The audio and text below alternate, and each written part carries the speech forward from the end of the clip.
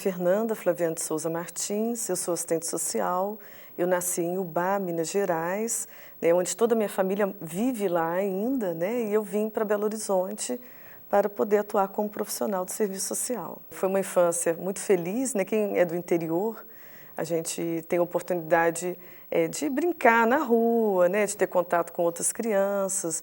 Então, assim, eu tive uma oportunidade de viver minha infância, né, no interior, crescer com meus pais, mas com 18 anos, né, eles também me deram a liberdade de seguir meu caminho.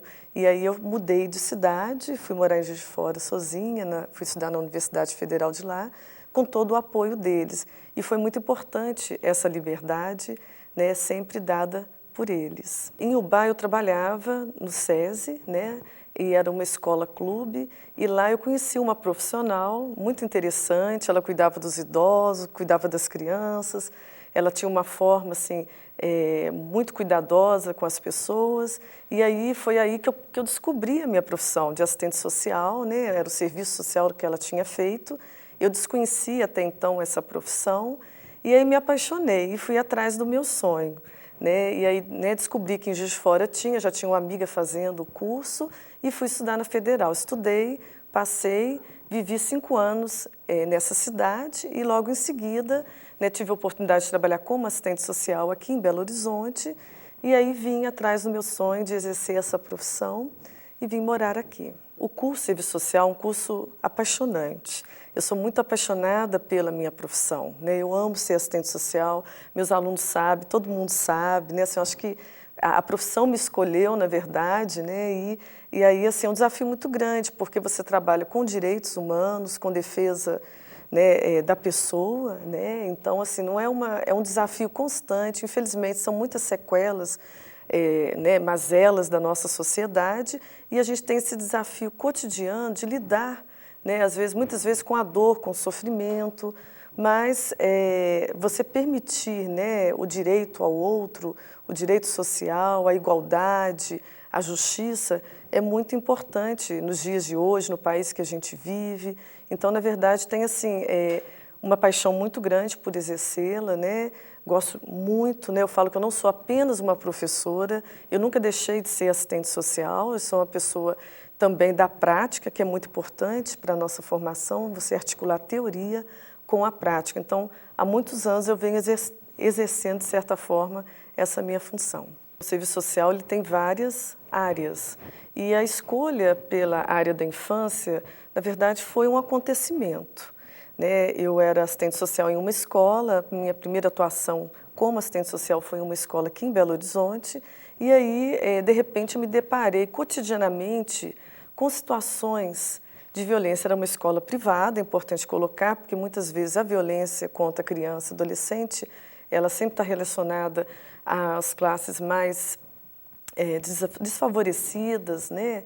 E então, na verdade, ali naquele momento eu vi diante de várias situações, de vários fenômenos, e 2 me marcaram mais, que foi uma criança de 2 anos, que era atendida no centro educacional para crianças de 0 a 6 anos, de 2 anos que havia sido, né, vítima de violência sexual do próprio pai, e também uma adolescente de 14 anos, aí mais no âmbito da escola também, que estava sofrendo violência sexual, né, da mesma forma. E aí, de repente, eu tinha, na época, 21 anos, era muito jovem, recém-formada, eu me deparei com essas situações. E aí, o que fazer? Naquela época, havia muito tabu, era 1998, né, havia apenas 8 anos de Estatuto da Criança e Adolescente, então as denúncias não eram regulares, havia toda uma questão da sociedade de não denunciar, mas eu consegui proteger as 2 crianças, a criança e a adolescente. E a partir daí eu resolvi me especializar, porque na verdade né, eu imaginei assim, naquela situação difícil, eu me vi e aí percebi a importância de aprofundar. E aí fui estudar na USP, eu fiz uma pós-graduação em violência contra criança e adolescente, ela era semipresencial, e aí comecei, muitas situações que eram naturalizadas, a perceber sinais da violência, né? Um adolescente que deixa de fazer educação física, uma criança que apresenta um quadro de desnutrição, e aí você começa a perceber esses indicadores no seu cotidiano. Então, isso é muito importante, porque às vezes uma violência ela começa pequena, né? Mas se você se não há uma intervenção, isso pode virar um contínuo de violência, né? E aí, de certa forma, quando você percebe antes, você consegue interromper esse ciclo. Na época, né, nessa escola, eu não pude denunciar.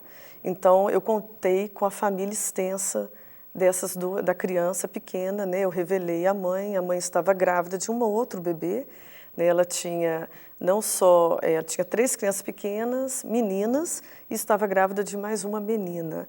Então, eu tive que, na verdade, trazê-la como aliada. Ela e a família extensa, né? Que são os avós da criança e tios, e aí ela fez a opção, né? Ela decidiu pela vida dos seus filhos, né? No segundo caso, eu também acionei a família, fui avó, né? Porque sempre, quando ocorrem essas situações, a mãe dessa adolescente ela não vivia aqui em Belo Horizonte, ela vivia em outro município.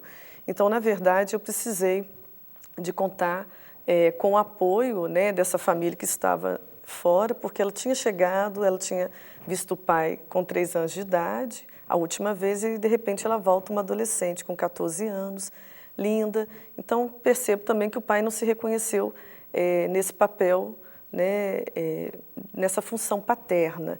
E aí eu tive que realmente acionar, a mãe não queria recebê-la, a avó acabou fazendo a opção de cuidar da neta. Muitas vezes a família, há uma questão do sigilo na família, né? A violência sexual ela é mais difícil de lidar, né? Porque, de certa forma, traz um certo transtorno, há uma omissão muito grande, né? Ela é muito velada ainda na nossa sociedade, infelizmente. Em relação ao mestrado, na época eu fui trabalhar, eu deixei esse trabalho da escola e fui trabalhar no terceiro setor. Eu tive a oportunidade de trabalhar numa instituição chamada Associação Casa Novela. É uma associação, né, uma instituição que trabalha com crianças de 0 a 6 anos de idade, vítimas de violência, em situação de vulnerabilidade. Então foi muito interessante porque ali eu pude, na verdade, ter o contato diário com essas crianças e seus familiares. E aí eu percebi a necessidade, nessa época, de pensar um pouco o que de fato levava ao acolhimento daquelas crianças. E aí, quando nós, né, a equipe olhava, a gente via que era violência física, a gente achava que a maior incidência era violência física. E aí eu fui fazer o mestrado em psicologia, e o meu estudo, né, junto à documentação dessas crianças e também junto aos pais, eu percebi que a maior incidência era negligência doméstica, muitas vezes confundida com pobreza. E aí fiz a diferenciação desses 2 conceitos e percebi que muitas vezes era um termo guarda-chuva. Então, o que não cabia em lugar nenhum, cabia na negligência. E a gente não pode condenar uma família, né, retirar suas crianças por uma questão econômica, né? Isso é claro no Estatuto da Criança e Adolescente. Então, nós tínhamos em torno de 55 crianças que eram negligenciadas, chegavam, né, do Conselho Tutelar, do Juizado da Infância e Juventude com esse tema. Então, isso tudo muda uma intervenção. A pesquisa ela é muito importante, ela não pode estar separada da prática, né, porque muda tudo, né? Uma criança negligenciada, ela chega com quadro de desnutrição, de desidratação, né? Que também, eu costumo dizer que a negligência, ela também traz sequelas de ordem física, né? E também de ordem psicológica. E ela é gravíssima, né? Então, uma recuperação de uma criança é muito demorado, às vezes, no caso da negligência. Porque uma violência física, não tem um trauma psicológico também, mas você consegue, ainda tem vinculação, né? Na negligência, o grande coisa que aparece é a omissão mesmo, o abandono, né? Quando eu deixo, quando aquela pessoa não é mais importante para mim. Então, foi muito importante, nós mudamos um pouco a forma do trabalho e eu acho que teve mais qualidade. E a partir desse estudo, eu recebi um convite do governo de Minas para assumir a Coordenadoria Especial de Políticas Pró-Criança e Adolescente, na época, né, na CEDESE, e também eu tive a oportunidade de ser presidente do Conselho da Criança. Então, assim, a pesquisa abriu outras oportunidades também, né, porque de fato ela trazia uma realidade. Hoje no Brasil, últimos dados da Secretaria Especial de Direitos Humanos e também do Unicef apontam que a negligência ainda continua sendo a maior incidência de situações que levam a crianças ao acolhimento. Então, quer dizer, é importante estar sempre estudando, voltando. Esse estudo foi de 2006, então eu acho que é importante sempre que as pesquisas sejam contínuas mesmo. Daí a importância, né, do curso de serviço social, da faculdade, da graduação, dos cursos de especialização. A forma mais severa de negligência doméstica é o abandono, né? Então, a gente teve muitas situações aqui em Belo Horizonte de abandonos, né? Por exemplo, bebês abandonados, lixeira, ou às vezes jogado na Pampulha, teve aquele caso, né? Ali é um caso de negligência mesmo, uma negligência mais severa, que é o abandono, quando eu já não me importo mais. Né? Outros tipos de negligência, por exemplo, é deixar de alimentar corretamente a criança, né? O cuidado, a criança que fica em casa sozinha, sem supervisão, né? Com contatos, às vezes, perigosos para ela, deixar de alimentar, deixar de cuidar dessa criança, isso tudo são indicadores de negligência, que eu vim estudar depois com o doutorado, né? Já no caso do doutorado, já estava trabalhando, né, na coordenadoria da criança, e aí sempre a gente estava diante dessas questões da violência. Eu trabalhava no estado todo, tive uma atuação bem grande assim, no Vale de Quitionha, com a questão da exploração sexual de crianças e adolescentes, no norte de Minas, mas uma atuação em todo o estado. E aí, o Hospital João XXIII, em 2008, eles me convidaram para uma entrevista coletiva com a direção geral, com a coordenadora, que era assistente social na época, coordenava a área social.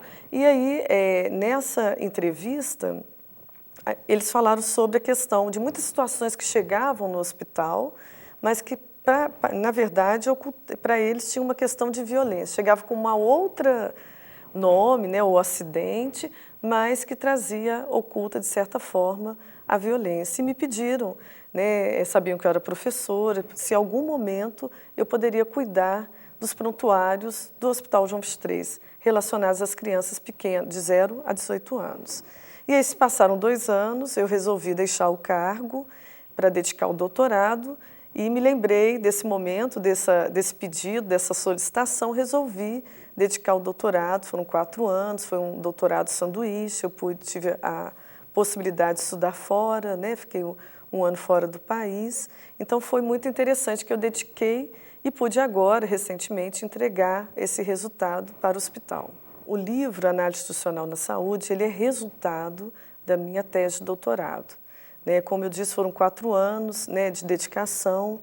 Inicialmente eu começo a descrever um pouco profundamente a questão da violência, né, contra criança e adolescente de uma forma mais universal, até chegar nessa questão mais particular da violência que ocorria dentro do hospital, que chegava no hospital.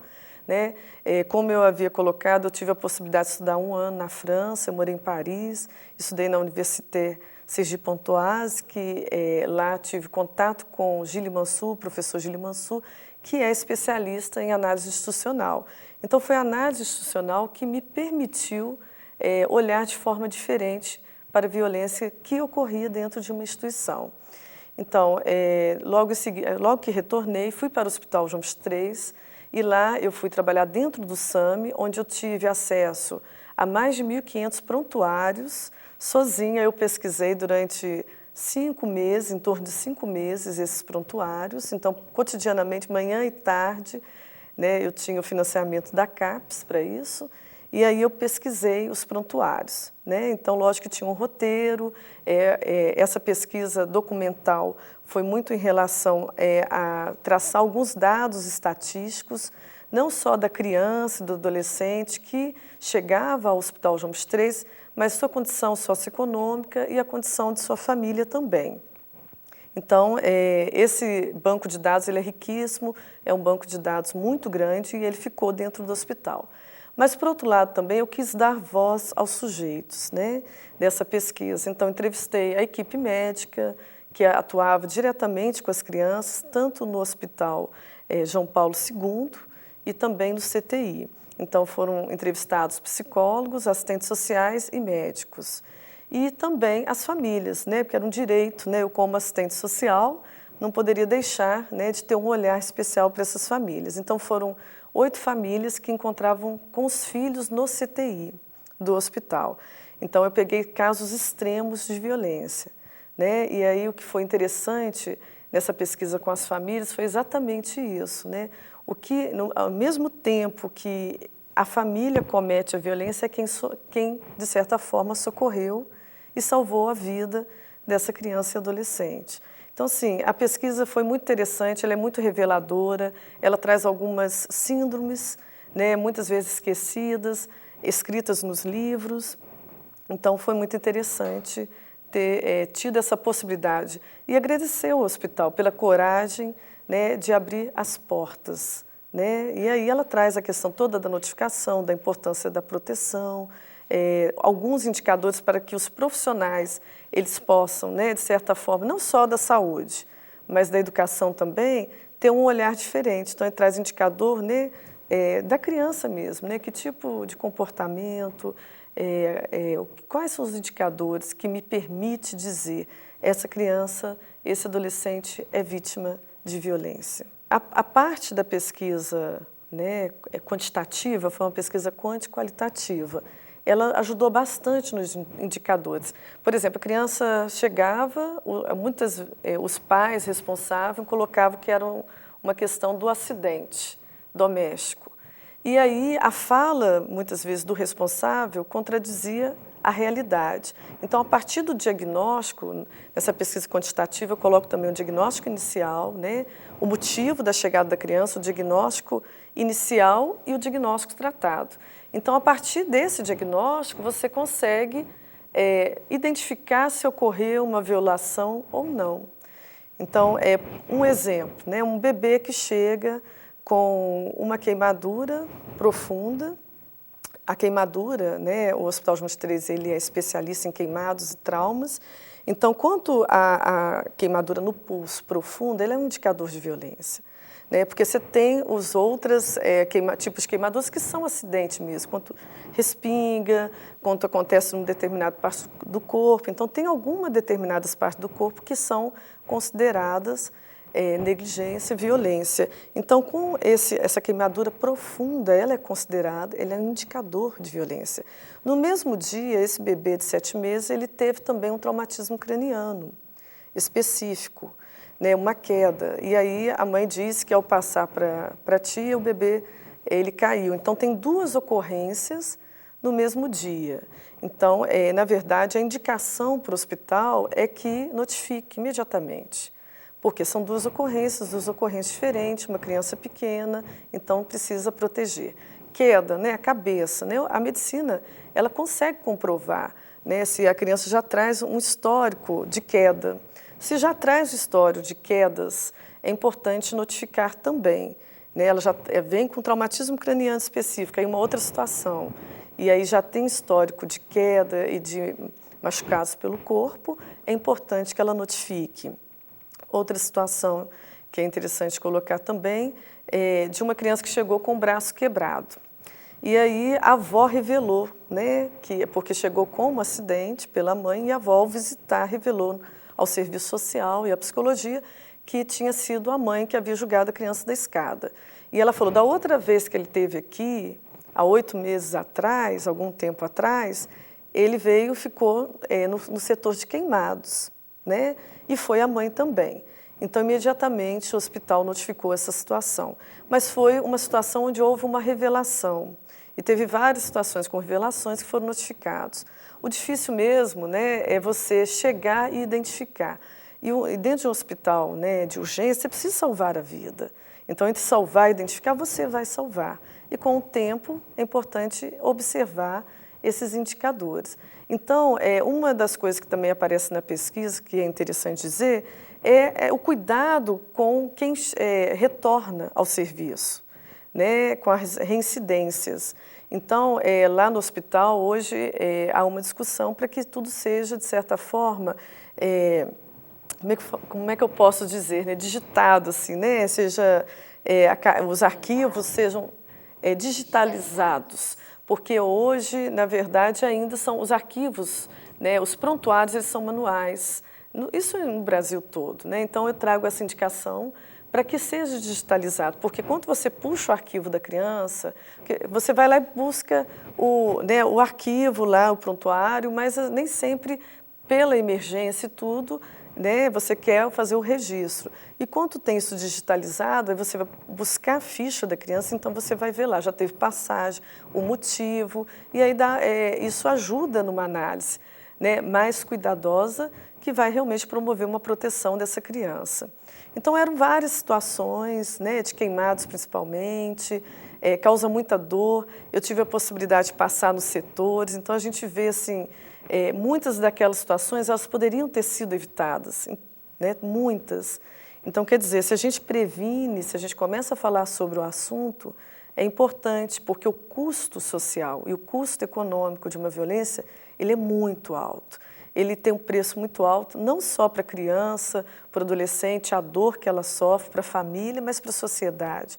Então, por que nós não investirmos na educação, no fortalecimento dos vínculos das famílias? Quando eu digo que essa família foi, né, de certa forma, ocorreu violência e ela salvou a vida, existe um vínculo. E mesmo que esse vínculo seja patológico, por que não fortalecer esse vínculo? Né? Então, se fortalecer, permitir que essa criança continue com essa família, se ainda existe vínculo. Claro que se ela precisa de proteção, ela vai ser protegida, mas é importante fortalecer esse núcleo, né? Para que essas famílias fortalecidas possam cuidar, porque muitas vezes elas também estão em uma situação de apatia social muito grande. Há muitos estudos permanentes, né? A Secretaria Especial de Direitos Humanos, ela realiza, ela recebe denúncia, é importante colocar denúncia também, o estudo traz isso, a notificação é importante, não só o Conselho Tutelar, mas também no caso da saúde, a Secretaria Municipal de Saúde, para que o dado não fique escondido, né? Porque se você não fala sobre, não dá informação, você não consegue prevenir e nem atuar, né? Não tem recurso também para que sejam desenvolvidas ações. Então, hoje tem o Disque 100, né? Onde as pessoas podem denunciar e, normalmente, a Secretaria Especial de Direitos Humanos ela faz todo trimestre um levantamento desses dados. Uma coisa que me preocupa um pouco, então você tem dados nacionais, estaduais, é a permanência do dado, assim, o aumento do dado. Quando começou o Disque Denúncia, alguns anos atrás, eu pude acompanhar, a gente achava interessante, porque estava havendo denúncias, que as pessoas eram tabu, tinham medo.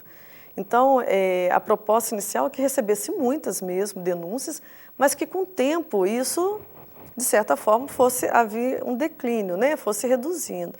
E a gente vê hoje que não. Recentemente também a Unicef lançou alguns dados, o Estatuto da Criança e do Adolescente fez 25 anos, né? Então hoje você tem, né, em média no Brasil, 28 vítimas de violência por dia, né? Então é um número muito grande, há muitos óbitos, né? Então você tem 28 crianças que perdem a vida por dia no Brasil. É um dado um pouco assustador. A maior incidência ainda é a negligência doméstica, né? A pessoa responsável, a principal responsável pela agressão são as mães, e aí eu sempre tenho cuidado de não responsabilizá-la. Normalmente a mãe é a pessoa que está, hoje no Brasil, o IBGE lançou a última pesquisa, a maior incidência, a gente tem muitas famílias nucleares, mas uma grande incidência, se já não superou, de famílias monoparentais femininas. Então você tem a mulher como arrimo de família, cuidando sozinha da educação dos seus filhos. E muitas vezes tendo que trabalhar, né, cuidar da educação, da alimentação, sozinha. Então, eu tenho esse cuidado de não culpabilizá-las. É importante entender os fatores estressantes, o que está por trás, se essa mãe está no estado de apatia social, se ela também está negligenciada, né, para poder realmente, de fato, a gente proteger essa família, essa criança. Então, os dados, assim, são muito grandes, né? A minha pesquisa aqui mostrou que as principais vítimas são as crianças pequenas, de 0 a 6 anos. A cabeça é o lugar mais acometido pela violência, a agressão aparece também, então são diversos indicadores, né? São muitos. Eu acho que a gente precisa de olhar, sabe? Quebrar esse ciclo da violência. Eu acho que essa é a minha grande luta, né? Muitos anos atuando nessa área, e eu vejo assim da importância da gente quebrar esse ciclo. Como quebrar o ciclo da violência? Muitas vezes essas famílias foram educadas pela violência, né, foram criadas dessa forma. Então, como romper, né, com essa violência? Eu acho que esse é o grande desafio ainda que nós temos. Ser assistente social, né, não é uma tarefa fácil. Né, dá para perceber um pouco quanto eu estou colocando aqui, mas é muito apaixonante mesmo. E eu levo essa paixão assim, um pouco para a minha vida. Né? A minha família é toda envolvida, eu tenho 2 filhas, sou casada.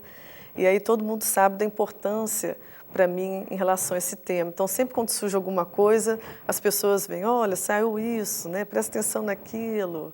Olha, mamãe, né, tá passando sobre isso. Então, assim, acaba que você envolve outras pessoas, né? O interesse pelo tema, pela minha profissão é muito grande. Eu gosto muito de ser profissional do serviço social e acho que essa é uma profissão muito importante. Né? Em relação à violência, eu espero um dia mesmo, assim, é uma utopia, né? Um sonho, a gente não pode deixar de sonhar, que faça parte realmente do passado. Né? Que hoje nós temos toda uma legislação, o assistente social trabalha com as legislações, né? Com o cumprimento delas. Hoje nem um tapinha você pode dar mesmo. E eu sempre coloco isso, né? A gente não pode autorizar a violência em momento nenhum, a gente tem que ser contra qualquer mesmo que seja mais simples, tipo de violência, mesmo que seja desde um simples tapa a um espancamento. Né? Então, a gente romper, que essa violência ela possa fazer parte do passado, né, da minha profissão, das demais profissões, porque não envolve só assistente social, nosso trabalho é interdisciplinar, mas romper mesmo, né, com essa situação, eu acho que é o grande desafio da nossa profissão, para quem trabalha na área da infância e juventude no Brasil.